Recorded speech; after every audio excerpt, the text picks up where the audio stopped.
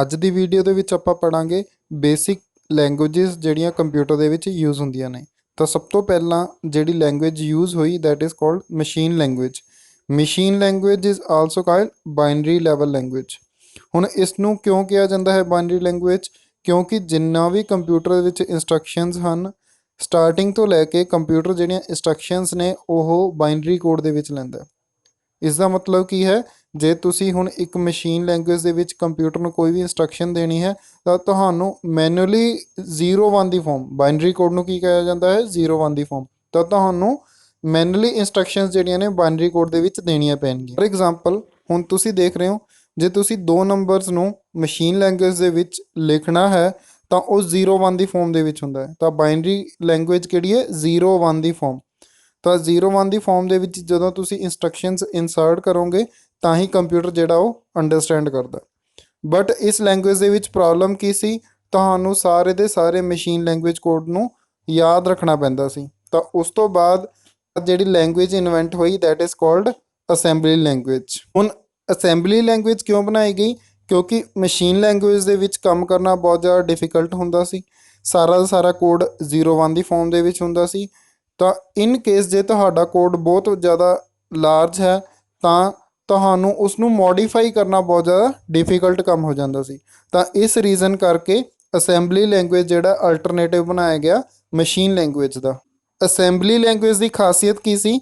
ਇਸ ਦੇ ਵਿੱਚ ਨਿਮੋਨਿਕਸ ਯੂਜ਼ ਹੁੰਦੇ ਸੀ। ਨਿਮੋਨਿਕਸ ਦਾ ਮਤਲਬ ਕੀ ਹੈ, ਸ਼ੋਰਟ ਫਾਰਮ ਦੇ ਵਿੱਚ ਆਪਾਂ ਇੰਸਟਰਕਸ਼ਨਸ ਨੂੰ ਇੱਕ ਵਰਡ ਦੇ ਵਿੱਚ ਡਿਸਕ੍ਰਾਈਬ ਕਰ ਦਿੰਦੇ ਸੀ। ਫੋਰ ਐਗਜ਼ਾਮਪਲ ਜੇ ਤੁਸੀਂ ਕਿਸੇ ਦੋ ਨੰਬਰਸ ਨੂੰ ਐਡ ਕਰਨਾ ਹੈ ਤਾਂ ਉਸ ਦੇ ਲਈ ਐਡੀਸ਼ਨ ਨੂੰ ਸ਼ੋ ਕਰਨ ਲਈ ADD ਜਿਹੜਾ ਸੀ ਇਹ ਨਿਮੋਨਿਕ ਕੋਡ ਹੁੰਦਾ ਸੀ।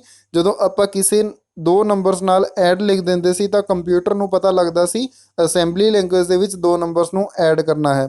ਉਸੇ ਤਰੀਕੇ ਨਾਲ ਜੇ ਕਿਸੇ ਨੂੰ ਸਬਟਰੈਕਟ ਕਰਨਾ ਹੈ ਤਾਂ SUB ਜਿਹੜਾ ਕੋਡ ਹੁੰਦਾ ਸੀ। ਉਸੇ ਤਰੀਕੇ ਨਾਲ ਮਲਟੀਪਲਾਈ ਔਰ ਡਿਵੀਜ਼ਨ ਜਿਹੜਾ ਹੈ ਉਹ ਡਿਫਰੈਂਟ ਕੋਡ ਹੁੰਦੇ ਨੇ ਜਿਹੜੇ ਕਿ ਤੁਹਾਡੇ ਅਸੈਂਬਲੀ ਲੈਂਗੁਏਜ ਦੇ ਵਿੱਚ ਯੂਜ਼ ਕਰਨੇ ਨੇ।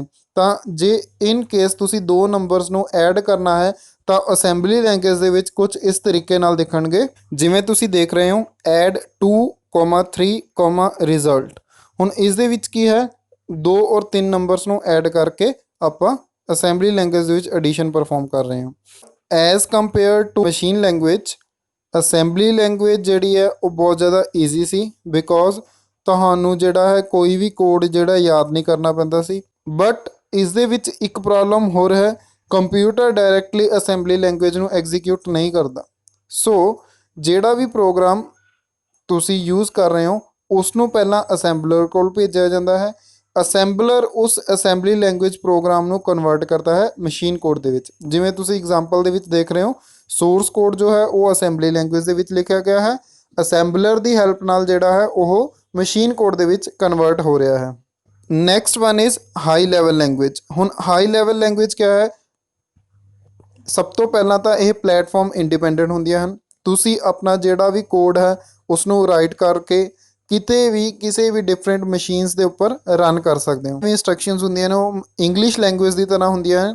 ਸੋ ਇਸ ਨੂੰ ਰਿਮੈਂਬਰ ਕਰਨਾ, ਲਰਨ ਕਰਨਾ, ਯੂਜ਼ ਕਰਨਾ as compare to other to like machine ਔਰ ਅਸੈਂਬਲੀ ਬਹੁਤ ਜ਼ਿਆਦਾ ਈਜ਼ੀ ਹੋ ਜਾਂਦਾ ਹੈ। ਔਰ ਜਿੰਨੇ ਵੀ ਪ੍ਰੋਗਰਾਮਸ ਲਿਖੇ ਜਾਂਦੇ ਨੇ ਇਸ ਦੇ ਵਿੱਚ ਹਾਈ ਲੈਵਲ ਲੈਂਗੁਏਜ ਦੇ ਵਿੱਚ ਹੁੰਦੇ ਹਨ। ਜਿਵੇਂ ਕਿ ਤੁਸੀਂ ਦੇਖ ਰਹੇ ਹੋ, ਆਪਾਂ ਨੇ ਕਿਸੇ ਏਰੀਆ ਨੂੰ ਕੈਲਕੂਲੇਟ ਕਰਨਾ ਹੈ ਤਾਂ ਏਰੀਆ ਨੂੰ ਕੈਲਕੂਲੇਸ਼ਨ ਕਰਨ ਦੇ ਲਈ ਜਿਹੜਾ ਹਾਈ ਲੈਵਲ ਲੈਂਗੁਏਜ ਦੇ ਵਿੱਚ ਸਟੇਟਮੈਂਟ ਲਿਖੀ ਜਾਂਦੀ ਹੈ ਉਹ C++, C#, ਕਬੋਲ ਜਾਂ ਅਦਰ ਪ੍ਰੋਗਰਾਮਿੰਗ ਲੈਂਗੁਏਜਸ ਯੂਜ਼ ਕੀਤੀਆਂ ਜਾਂਦੀਆਂ ਹਨ। ਸੋ ਇਸ ਤਰੀਕੇ ਨਾਲ ਮਸ਼ੀਨ ਲੈਂਗੁਏਜ ਬਾਈਨਰੀ ਲੈਂਗੁਏਜ ਹੈ, ਅਸੈਂਬਲੀ ਲੈਂਗੁਏਜ ਦੇ ਵਿੱਚ ਨਿਮੋਨਿਕ ਯੂਜ਼ ਹੁੰਦੇ ਹਨ ਔਰ ਹਾਈ ਲੈਵਲ ਲੈਂਗੁਏਜ ਦੇ ਵਿੱਚ ਪ੍ਰੋਗਰਾਮਿੰਗ ਲੈਂਗੁਏਜਸ ਯੂਜ਼ ਹੁੰਦੀਆਂ ਹਨ।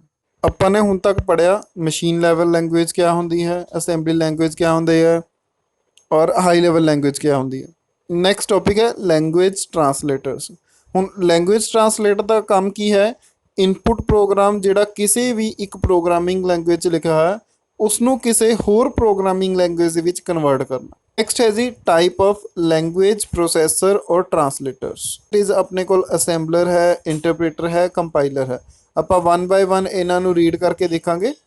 ਸੋ first of all assembler. Assembler is a translator which is used to translate assembly language code into machine language code। ਤਾਂ ਅਸੈਂਬਲੀ ਲੈਂਗੁਏਜ ਦੇ ਵਿੱਚ ਲਿਖਿਆ ਹੋਇਆ ਪ੍ਰੋਗਰਾਮ ਉਸਨੂੰ ਕਨਵਰਟ ਕਰਨਾ ਹੈ ਮਸ਼ੀਨ ਲੈਂਗੁਏਜ ਦੇ ਵਿੱਚ, ਤਾਂ ਉਸ ਦੇ ਲਈ ਕਿਹੜਾ ਟਰਾਂਸਲੇਟਰ ਯੂਜ਼ ਹੁੰਦਾ ਹੈ? That is called assembler. ਹੁਣ ਅਸੈਂਬਲੀ ਲੈਂਗੁਏਜ ਦੇ ਵਿੱਚ ਆਪਾਂ ਪਿੱਛੇ ਵੀ ਪੜ੍ਹਿਆ ਹੈ ਨਿਮੋਨਿਕਸ ਯੂਜ਼ ਹੁੰਦੇ ਹਨ ਮਸ਼ੀਨ ਕੋਡ ਦੀ ਜਗ੍ਹਾ 'ਤੇ, ਤਾਂ ਇਸ ਤਰੀਕੇ ਨਾਲ ਅਸੈਂਬਲਰ ਜਿਹੜਾ ਹੈ ਮਸ਼ੀਨ ਲੈਂਗੁਏਜ ਦੇ ਵਿੱਚ ਉਸਨੂੰ ਕਨਵਰਟ ਕਰ ਦਿੰਦਾ ਹੈ। ਜਿਵੇਂ ਤੁਸੀਂ ਡਾਇਗਰਾਮ ਦੇ ਵਿੱਚ ਦੇਖ ਰਹੇ ਹੋ, ਅਸੈਂਬਲੀ ਲੈਂਗੁਏਜ ਦੇ ਵਿੱਚ ਜਿਹੜਾ ਪ੍ਰੋਗਰਾਮ ਲਿਖਿਆ ਹੈ ਉਸਨੂੰ ਆਪਾਂ ਸੋਰਸ ਕੋਡ ਕਹਿੰਦੇ ਹਾਂ। ਅਸੈਂਬਲਰ ਜਿਹੜਾ ਹੈ 1 ਬਾਏ 1 ਇੱਕ ਇੱਕ ਇੰਸਟਰਕਸ਼ਨ ਨੂੰ ਟਰਾਂਸਲੇਟ ਕਰਦਾ ਹੈ ਔਰ ਟਰਾਂਸਲੇਟ ਕਰਕੇ ਉਸਨੂੰ ਮਸ਼ੀਨ ਲੈਂਗੁਏਜ ਪ੍ਰੋਗਰਾਮ ਦੇ ਵਿੱਚ ਕਨਵਰਟ ਕਰ ਦਿੰਦਾ ਹੈ। Next is compiler. ਕੰਪਾਈਲਰ ਕਿਆ ਹੈ? ਜਸਟ ਲਾਈਕ ਇੰਟਰਪ੍ਰੇਟਰਸ ਅਸੈਂਬਲਰ ਦੀ ਤਰ੍ਹਾਂ ਕੰਮ ਕਰਦੇ ਹਨ।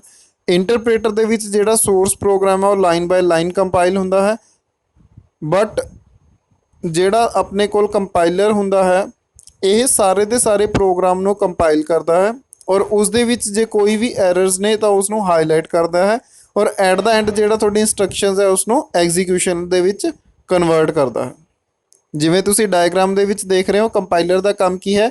ਜਿਹੜਾ ਸੋਰਸ ਪ੍ਰੋਗਰਾਮ ਹੈ ਉਸ ਨੂੰ ਕੰਪਾਈਲ ਕਰਨਾ, ਕੰਪਾਈਲ ਕਰਨ ਤੋਂ ਬਾਅਦ ਐਰਰ ਦੇਖਣਾ, ਜੇ ਆਪਣੇ ਕੋਲ ਐਰਰ ਹੈਗੇ ਨੇ ਤਾਂ ਉਹਨਾਂ ਨੂੰ ਰਿਮੂਵ ਕਰਨਾ ਔਰ ਰਿਮੂਵ ਕਰਕੇ ਉਸ ਨੂੰ ਮਸ਼ੀਨ ਲੈਂਗੁਏਜ ਦੇ ਵਿੱਚ ਕਨਵਰਟ ਕਰ ਦੇਣਾ। ਇੰਟਰਪ੍ਰੇਟਰ ਕਿਆ ਕਰਦਾ ਹੈ? ਕਨਵਰਟ ਕਰਦਾ ਹੈ ਸੋਰਸ ਪ੍ਰੋਗਰਾਮ ਜਿਹੜਾ ਕਿ ਹਾਈ ਲੈਵਲ ਲੈਂਗੁਏਜ ਦੇ ਵਿੱਚ ਲਿਖਿਆ ਹੈ ਉਸਨੂੰ ਮਸ਼ੀਨ ਲੈਂਗੁਏਜ ਦੇ ਵਿੱਚ। ਇੰਟਰਪ੍ਰੇਟਰ ਦੀ ਖਾਸੀਅਤ ਕੀ ਹੈ? ਲਾਈਨ ਬਾਈ ਲਾਈਨ ਮਸ਼ੀਨ ਦੇ ਕੋਡ ਨੂੰ ਐਗਜ਼ੀਕਿਊਟ ਕਰਦਾ ਹੈ। That means one line at the one time ਇਹ ਕਨਵਰਟ ਕਰਦਾ ਹੈ ਮਸ਼ੀਨ ਲੈਂਗੁਏਜ ਦੇ ਵਿੱਚ ਔਰ ਉਸਨੂੰ ਐਗਜ਼ੀਕਿਊਟ ਕਰਦਾ ਹੈ। ਤੁਸੀਂ ਡਾਇਗਰਾਮ ਦੇਖ ਰਹੇ ਹੋ, ਹਾਈ ਲੈਵਲ ਲੈਂਗੁਏਜ ਪ੍ਰੋਗਰਾਮ ਹੈ, ਸੋਰਸ ਪ੍ਰੋਗਰਾਮ ਹੈ, ਉਸਨੂੰ ਇੰਟਰਪ੍ਰੇਟਰ ਜਿਹੜਾ ਹੈ 1 ਬਾਏ 1 ਟਰਾਂਸਲੇਟ ਕਰਦਾ ਹੈ। ਕਿਸ ਦੇ ਵਿੱਚ ਕਰਦਾ ਹੈ? ਮਸ਼ੀਨ ਲੈਂਗੁਏਜ ਪ੍ਰੋਗਰਾਮ ਦੇ ਵਿੱਚ। ਹੁਣ ਜੇ ਆਪਾਂ ਨੈਕਸਟ ਗੱਲ ਕਰੀਏ difference between compiler and interpreter, ਬਹੁਤ ਇੰਪੋਰਟੈਂਟ ਟੌਪਿਕ ਹੈ। ਸੋ डिफरेंस क्या है? Compiler takes the whole program as a single unit and compile it at once. तो कंपाइलर का काम की है? सारे दे सारे प्रोग्राम नू as a single unit compile कर देना और तुहानू एग्जीक्यूशन करना। बट इंटरप्रेटर दे विच क्या है? लाइन बाय लाइन जिहड़ा है ट्रांसलेशन कन्वर्जन हुंदी है 1 by 1 at one time. Next point है it stores an object file. ਤਾਂ ਜਿਹੜਾ ਤੁਹਾਡੇ ਕੋਲ ਕੰਪਾਈਲਰ ਹੈ ਉਸ ਦੇ ਵਿੱਚ ਆਬਜੈਕਟ ਫਾਈਲ ਸਟੋਰ ਹੁੰਦੀ ਹੈ ਔਰ ਇੰਟਰਪ੍ਰੇਟਰ ਦੇ ਵਿੱਚ ਕੋਈ ਵੀ ਆਬਜੈਕਟ ਫਾਈਲ ਸਟੋਰ ਨਹੀਂ ਹੁੰਦੀ।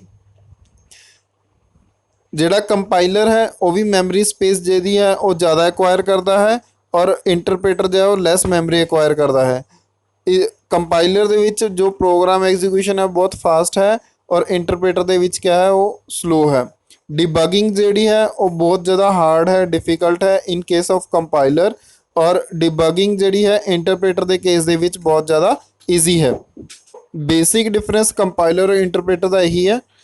ਸੋ ਅੱਜ ਦੀ ਵੀਡੀਓ ਦੇ ਵਿੱਚ ਆਪਾਂ machine language, assembly language, high level language at the same time assembler, compiler ਔਰ ਇੰਟਰਪ੍ਰੇਟਰ ਰੀਡ ਕੀਤਾ।